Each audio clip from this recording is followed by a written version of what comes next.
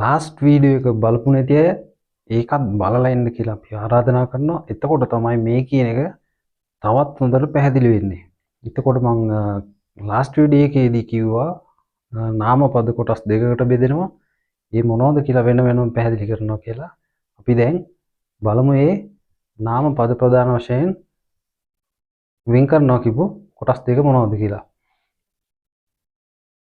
මෙන්න නාමපද වර්ග දෙකයි. ප්‍රධාන වශයෙන් නාමපද වර්ග දෙකක් විදිහට බෙදෙනවා ඉංග්‍රීසි භාෂාවේදී. පළවෙනි එක තමයි countable nouns. countable nouns කියන්නේ අපිට පහසුවෙන් ගණන් කරන්න පුළුවන් ඒවා. පහසුවෙන් ගණන් කරන්න පුළුවන් කියන්නේ අපි ඉලක්කම් ගණන් කරන්නේ 1 2 3 4 5 කියලා ඕම 100 200 500 1000 එහෙම ගණන් කරනෝනේ.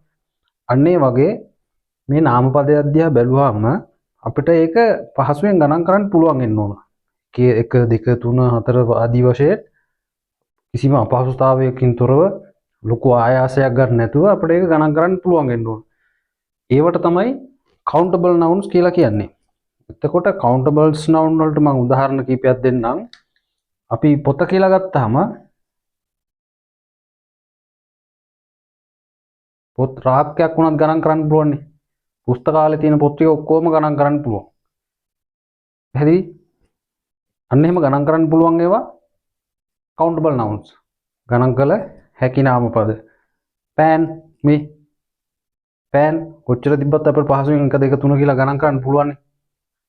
තව ගත්තොත් අපි මිනිස්සු ටවුන් එකට ගිහලා මිනිස්සු ගණන් කරන්න ගියොත් අපිට ගණන් කරන්න පුළුවන් නේ.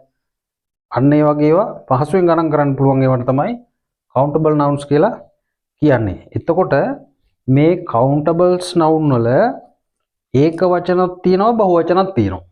උදාහරණයක් විදිහට පෙන්නන්නම්. උන book මේ ඒක වචන. ඕකෙම තියෙනවා බහු වචනක් තියෙනවා. books මේ countable noun පහසුවෙන් ගණන් කරන්න පුළුවන්. ඒ එක ලක්ෂණයක්. අනිත් ලක්ෂණය තමයි ඒක වචනක් තියෙනවා බහු වචනක් තියෙනවා.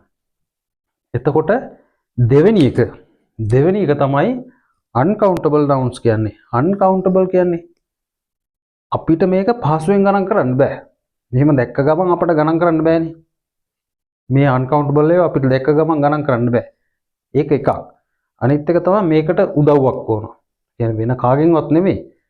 මේවා ගණන් කරන්න ක්‍රම දෙකක් තියෙනවා.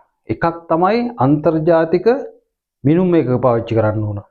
ඒ කියන්නේ කිලෝග්‍රෑම්, ග්‍රෑම්, මිලිලීටර්, ලීටර්, ඊට පස්සේ ටොන්, ඒ වගේ අන්තර්ජාතික මිනුම් තියෙන්නේ.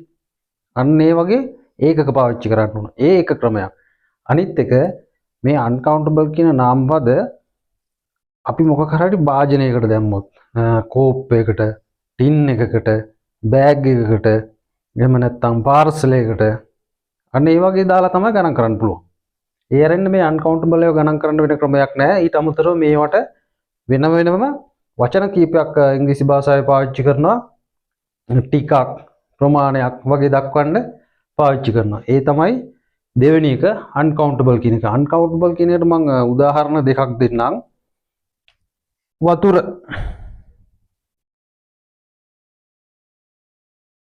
අපිට වතුර ගණන් කරන්න පුළුවන්ද? වතුර 1 2 3 4 කියලා ගණන් කරන්න බෑනේ. වතුර ගණන් කරන්න බැරි හින්දා අපි වතුර කොහොමද ගණන් කරන්නේ? අපි සාමාන්‍ය ජීවිතේ පාවිච්චි කරන විදිහට වතුර කෝප්පයක්, වතුර බෝතලයක් එන්න ඒ දාලා තියෙන භාජනයට අනුව ගණන් කරන්න පුළුවන්. වතුර බෝතල් 3ක්, වතුර කෝප්ප 5ක්. ඊට අමතරව හාල් නැත්තම් පිටි අන්න ඒක දේවල් අපි ගමු රයිස් කියන එක. රයිස් කියන එක ගත්තොත් හාල් කොහොමද අපිට ගන්න තියෙන්නේ? කිලෝ ගන්න තියෙනවා. කිලෝග්‍රෑම්, එහෙම නැත්නම් ග්‍රෑම්, එහෙම නැත්නම් බෑග්, ගෝණි, මලු ඒ විදිහට. මේවා ගණන් කරන්න පුළුවන් තියෙන ක්‍රම දෙකයි තියෙන්නේ. එකක් ඇවිල්ලා අන්තර්ජාතික විනුම් එකක වලින් ගණන් කරන්න ඕන. එහෙම නැත්නම් ඒ දාලා තියෙන භාජන වලට අනුව 1 2 3 කියලා ගණන් කරන්න ඕන. මේ තමයි ඉංග්‍රීසි භාෂාව පාවිච්චි කරනකොට නාමපදයක් කොටස් කරලා වෙන් කරන විදිය. පළවෙනි කොටස තමයි ගණන් කළ හැකි. පහසුවෙන් ගණන් කරන්න පුළුවන් නාමපද ඒවට කියනවා countable nouns කියලා. දෙවෙනි එක තමයි uncountable nouns. uncountable nouns අපිට පහසුවෙන් ගණන් කරන්න බෑ. ඒකට උදව්වක් ගන්න ඕන. ඒකත් වෙන කෙනෙක්ගෙන් උදව්වක් නෙමෙයි. අන්තර්ජාතික මිනිමම් එකක වලින් මේව ගණන් කරන්න ඕන. එහෙම නැත්නම් මොකක් හරි භාජනයකට දාලා ඒ භාජනයට අනුව ගණන් කරන්න ඕන. එතකොට මතක තියාගන්න ඕන වැදගත්ම දේ තමයි මේ countable nouns වල ඒක වචන බහුවචන singular plural කියලා දෙකක් තියෙනවා. නමුත් uncountable nouns තියෙන්නෙම ඒක වචන විදිහට singular විදිහට තියෙන්නේ. මේ countable nouns වලට බහුවචන කරන්න අගට s දානවා, සමහරක් වෙලාවට es දානවා ආදී වශයෙන් තියෙනවනේ එක එක ක්‍රම වගයක්. මේ විදිහට මේක බහුවචන කරන්නේ නැහැ. මේවා අගට s දාලා es දාලා මේවා හදන්න බෑ. එහෙම හැදුවොත් වැරදි. එහෙම පාවිච්චි කරොත් වැරදි. මේවා තියෙන්නෙම singular විදිහට.